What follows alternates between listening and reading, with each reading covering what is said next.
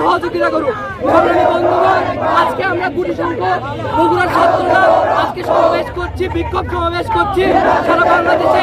আপনারা দেখবেন যে ওই শাহবাগ থেকে ফার্মগেট রাস্তা ব্লক করে দিয়েছে আমাদের দেশের সাধারণ শিক্ষার্থীরা। তারা কি দাবি তারা দাবি করছে, তারা দেশের মেধার মূল্যায়ন চাচ্ছে। এবং গত 2 দিন আগে দেখলাম যে প্রথম আলো পত্রিকায় যে বাংলাদেশে প্রায় বেকারের সংখ্যা প্রায় 4.5 কোটি, আর তার মধ্যে আমরা দখল করে রয়েছে 56% বেকাররা।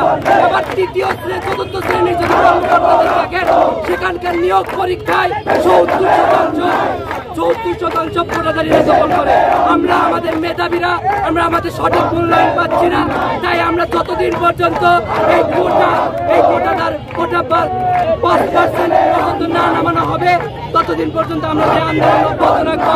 হাইকোর্টের বিচারপতি বলেছেন যে আমরা তো 2018 সালে পরিবর্তন, কিন্তু আমরা স্পষ্ট করে বলে দিয়েছি যে আমরা 2018 সালের পরিবর্তন চাই না।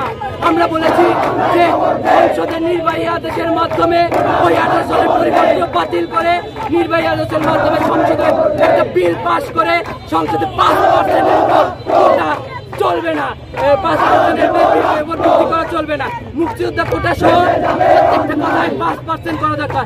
আজকে আপনারা দেখবেন বাংলাদেশের প্রতিবেদনে দেখবেন বগুড়ার সোনাতলায় একজন মুক্তিযোদ্ধা বীর মুক্তিযোদ্ধা রফিকুল, সে মুক্তিযোদ্ধা হয়ে মুক্তিযুদ্ধের সার্টিফিকেট দিয়ে সে দালালি করে, সে ব্যবসা করেছে।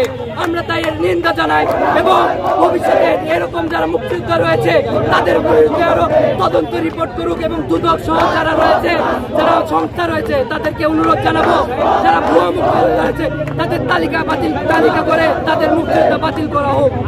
আজকে সকাল 11টায় আমাদের 7 পাতায় বিশাল বিক্ষোভ সমাবেশ অনুষ্ঠিত হবে।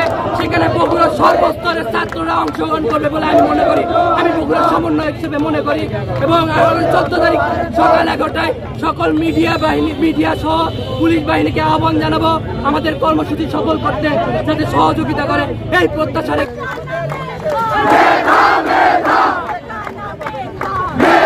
তাদের সকলকে সংগ্রামী শুভেচ্ছা ও বিপ্লবী অভিনন্দন জানাই।